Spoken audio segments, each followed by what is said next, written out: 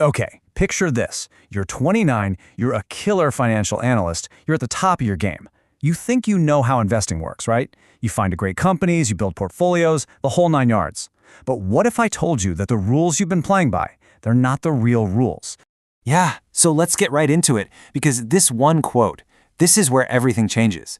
It's that moment where you realize the game that's being played at the very, very top, it's just a completely different sport than what they teach you in school. We're not talking about just picking good stocks anymore. We're talking about totally re-engineering the game itself. I mean, for you and me, the rules seem pretty straightforward, don't they? You buy something, a stock, maybe some real estate, you cross your fingers and hope it goes up. And then, when you think the time is right, you sell high. You take that profit, you pay the tax man his share on the gains, and you look for the next thing. It's a simple cycle. Buy, sell, pay tax, repeat. That's what we all learned. But then, out of the blue, the phone rings. It's some guy named Garrett Whitmore. And he's not just anybody.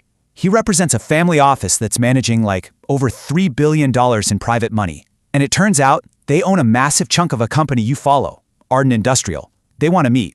And you just know, this is not your typical conference call. This is someone pulling back the curtain and saying, come on in. So you get to this meeting, right?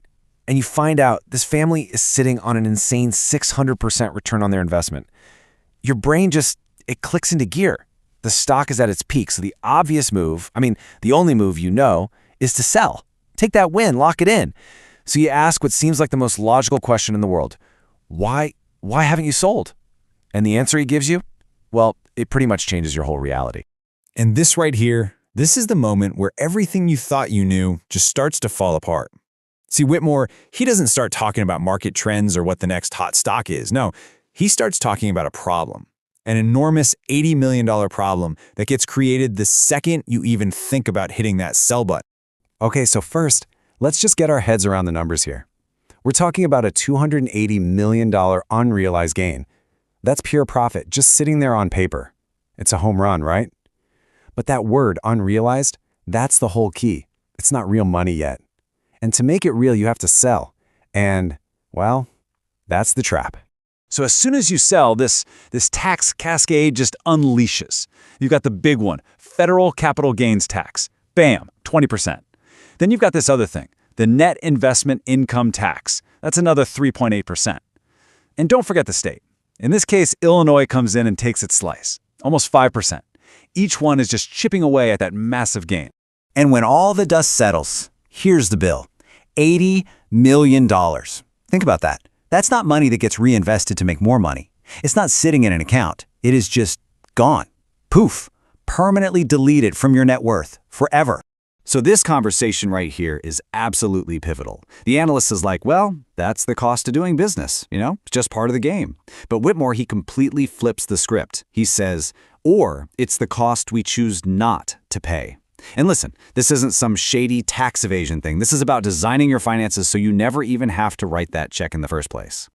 Okay, so you're probably thinking, if they don't sell, how do they get cash to live on, to buy things? And that's where we get to the first big secret from the playbook of the ultra-wealthy. It's all about getting liquidity, spending money, without ever selling the golden goose. Just look at the two paths laid out here. On one side, you've got the normal way, the sell strategy. You immediately lose $80 million to taxes, and that amazing asset you owned, it's gone. Bye-bye. But on the other side, you've got the borrow strategy.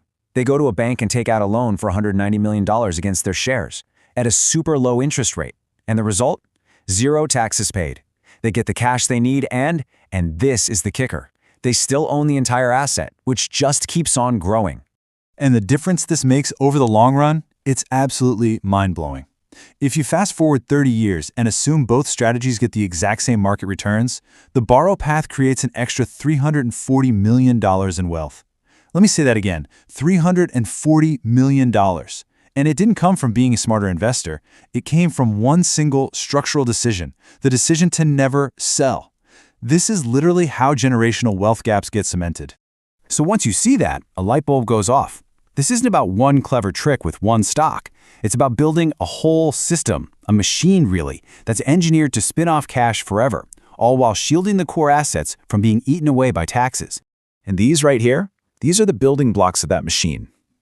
The whole focus shifts from just picking good investments to designing a bulletproof structure. They use things like LLCs to put a legal firewall around their assets. They use trusts to be super tax efficient, and they use this incredible loophole called the stepped-up basis, which can basically wipe out a lifetime of capital gains for your kids when you pass away. It's like every single piece is chosen for how it can be protected and leveraged. Now, the engine that runs this whole machine is something they call permanent income. Just think about it for a second. A toll road, does it care if the stock market is crashing? Nope. People still got to drive. A cell tower, does it care about inflation? No. It just keeps collecting rent. These are the kinds of assets they love, things that produce this steady, unstoppable stream of cash flow. And this little story just perfectly sums up the entire mindset. So the family gets this massive offer, $680 million for a water utility they own. It's a huge, clean offer. But the patriarch of the family, he doesn't even blink. He asks one single question: what can we borrow against it today?